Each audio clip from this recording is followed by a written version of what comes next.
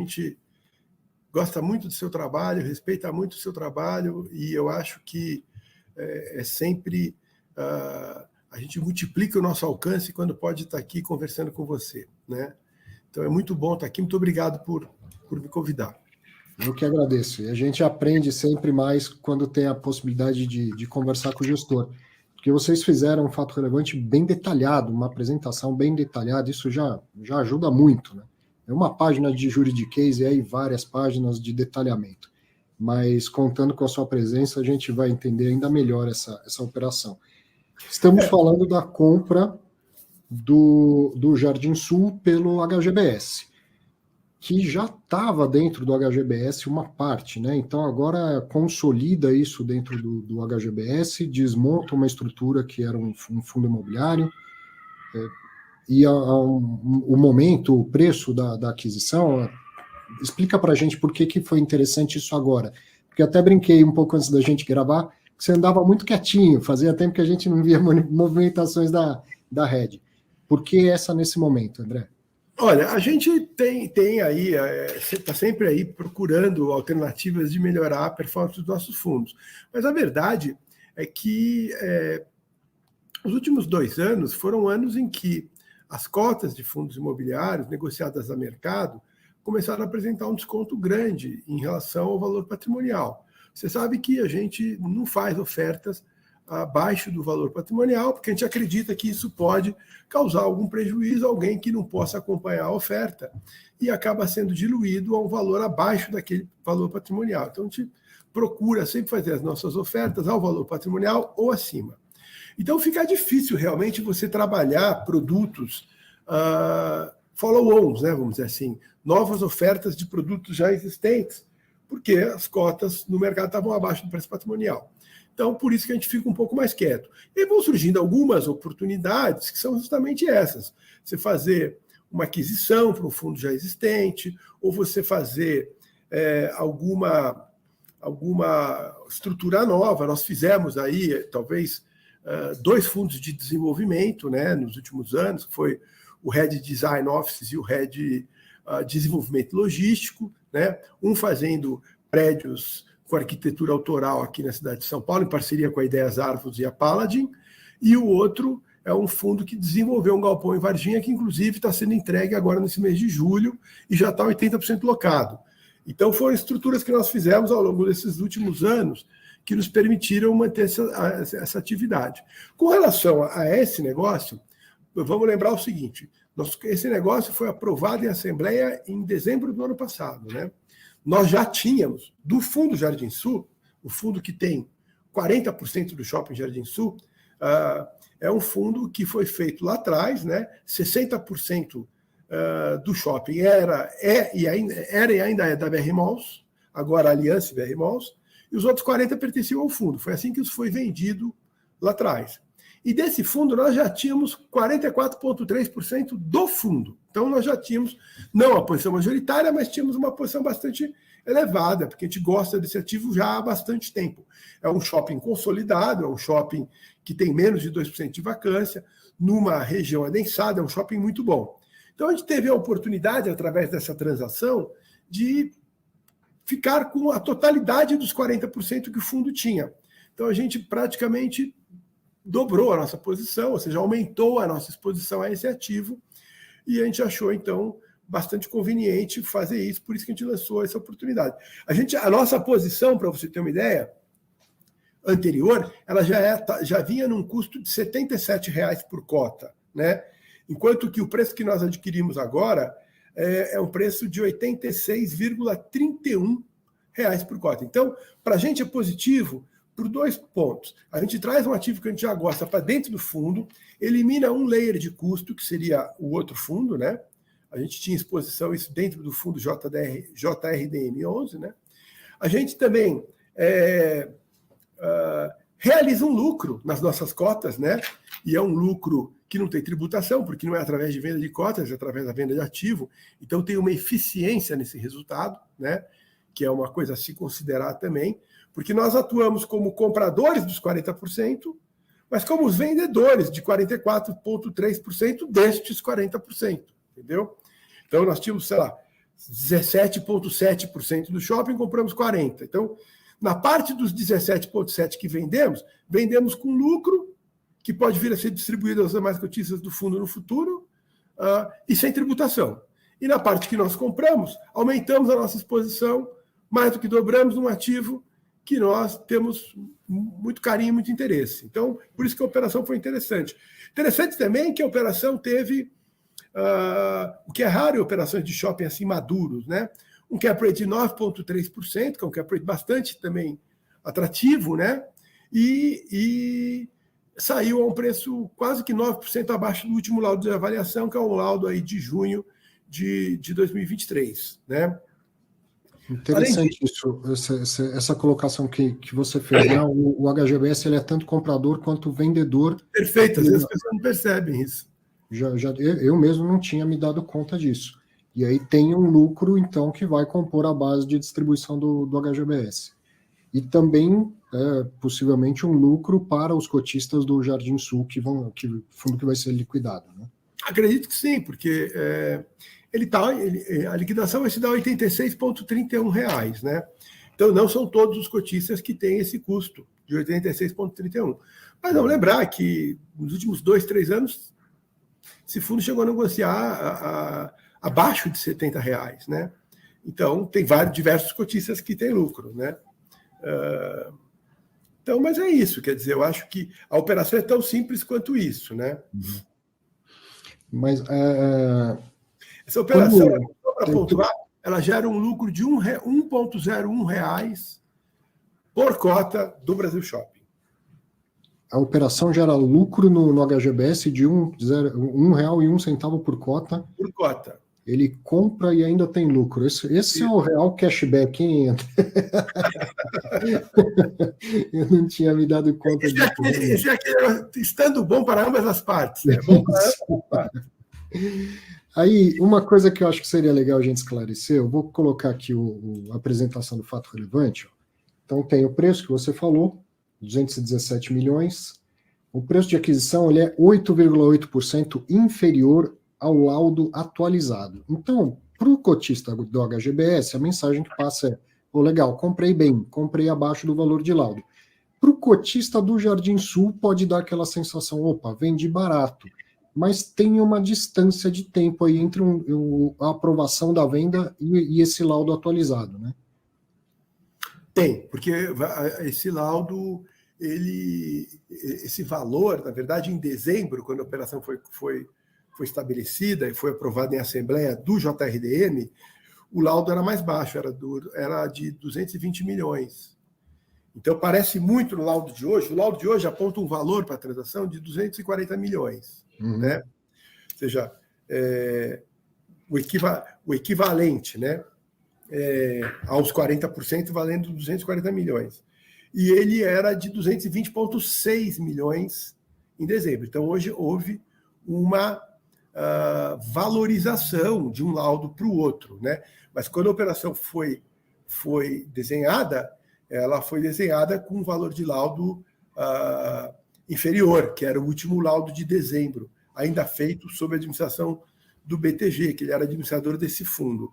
E é um preço provavelmente acima do que a cota estava no mercado, né?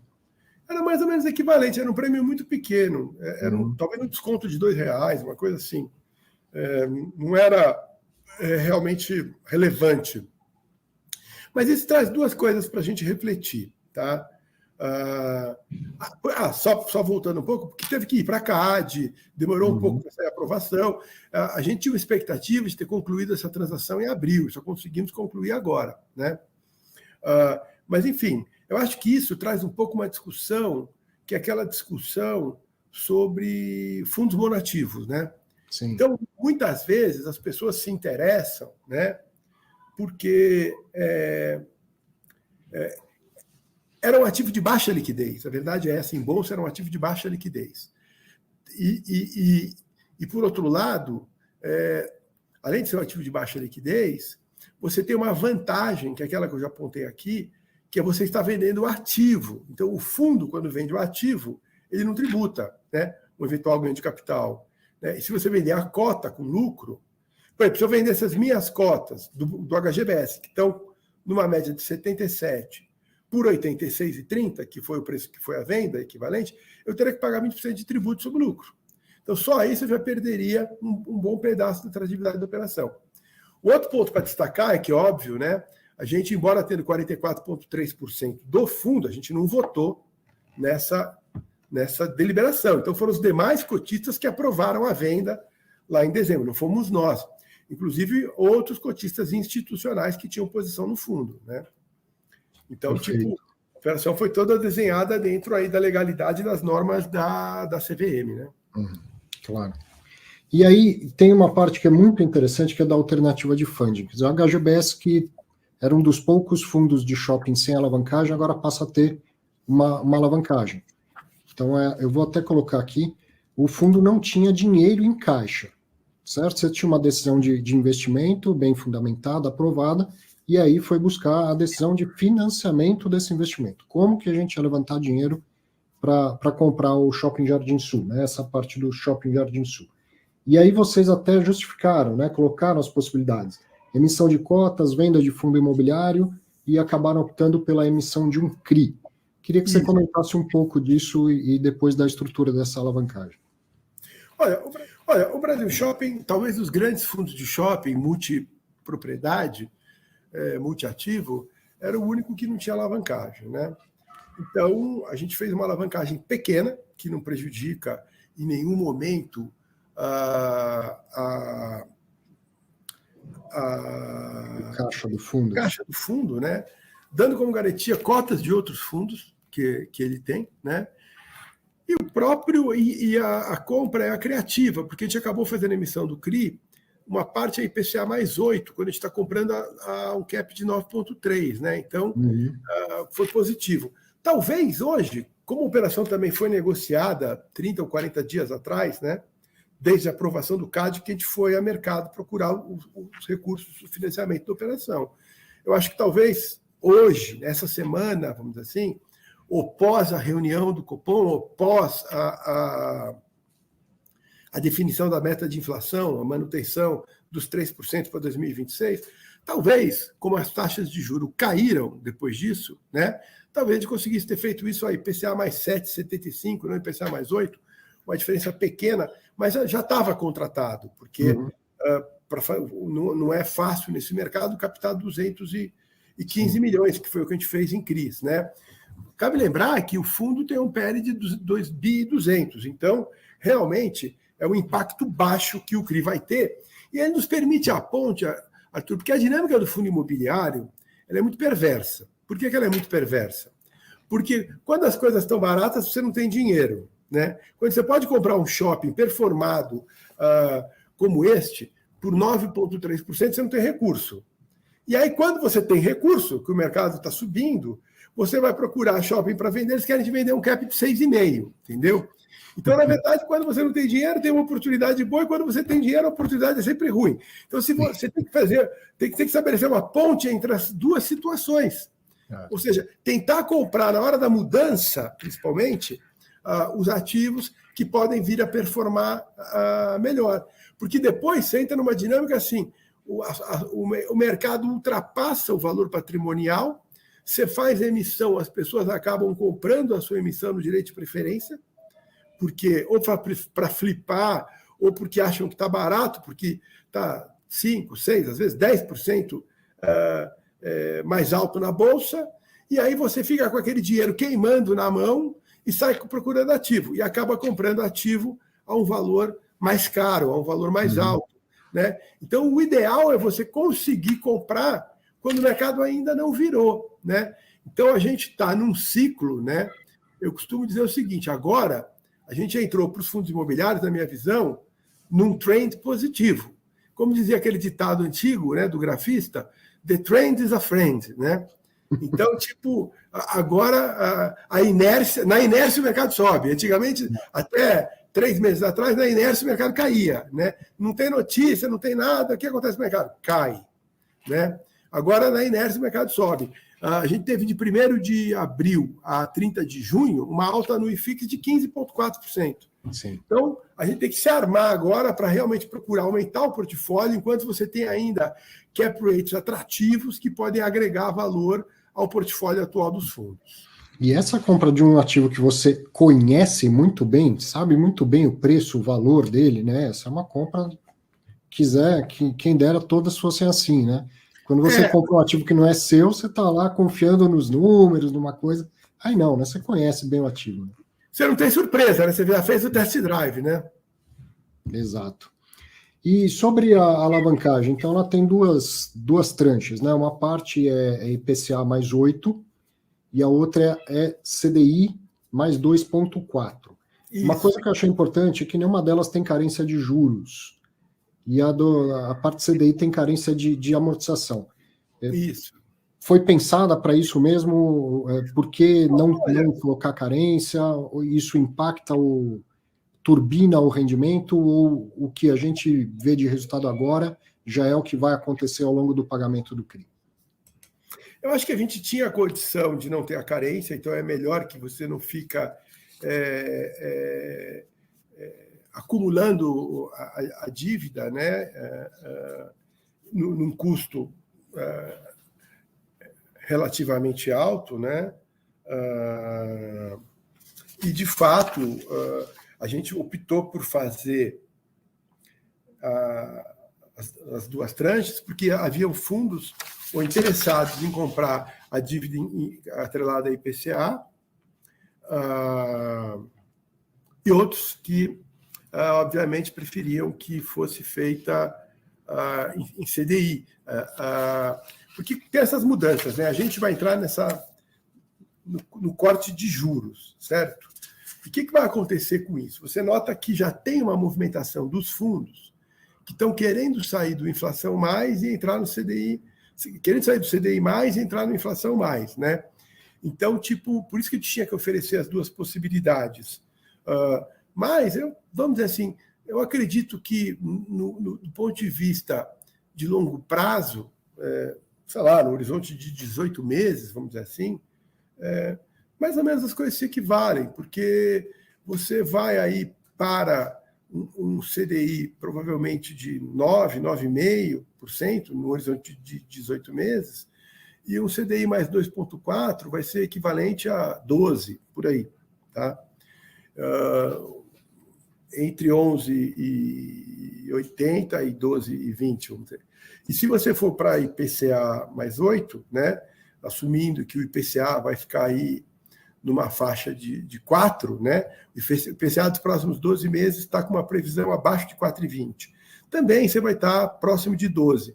Então, vamos dizer assim, provavelmente quem aplica a CDI, ou quem toma o dinheiro a CDI+, tem um custo maior no começo e um custo menor no final, já que é esperado uma redução do CDI significativa.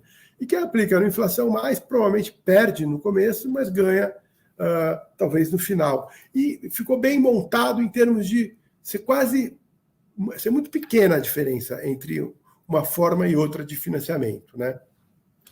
Aí tem também o calendário de amortização. Você já disse que a estrutura do caixa é confortável para isso. Isso. E um eventual pré-pagamento pode acontecer dessas dívidas? Pode acontecer o pré-pagamento, né? Esse pré-pagamento ele tem uma multa, né? Uhum. Mas ele pode acontecer sim. Aquele slide que tem a comparação dos dois, né?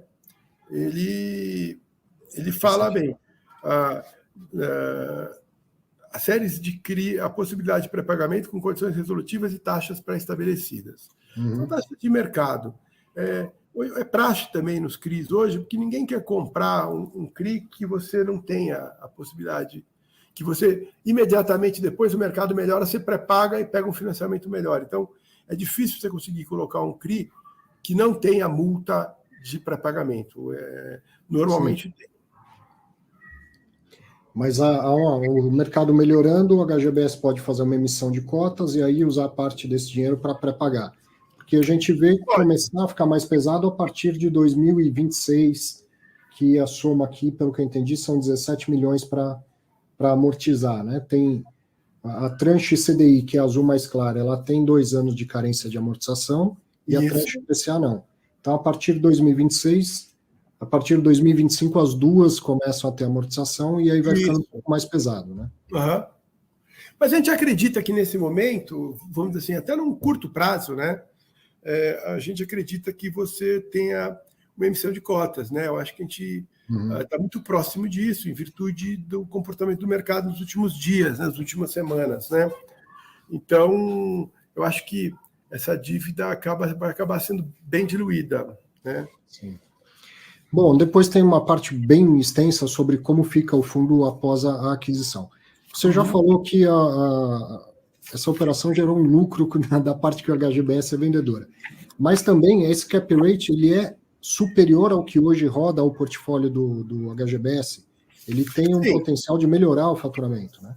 Ele tem o potencial de melhorar. A gente tem aqui hoje o cap do fundo tá em torno de 8%, né? O dividend yield do fundo, na verdade, em torno de 8%, um pouquinho acima de 8%, né? E a operação se deu a um cap de 9,3%. Além disso, tem outros indicadores. Se você for pegar, por exemplo,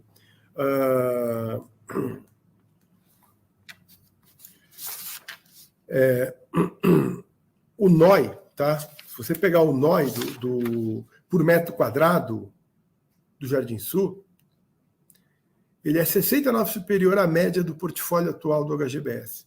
Então, ele vai se situar, o HGBS tem 17 shoppings que ele investe. Ele vai ficar entre os 3 mais rentáveis quando você analisa esse marcador de NOI por metro quadrado, entendeu? Então, ele agrega para o portfólio como um todo, né? Ele agrega para o portfólio como um todo. E ele é bom, está posicionado, é mais um shopping dentro das características que o fundo tem. Se você for ver, a gente tem uma presença muito forte na região metropolitana de São Paulo. Eu acho que de todos os fundos é o que tem a maior presença na região metropolitana de São Paulo. Basicamente, uma presença muito forte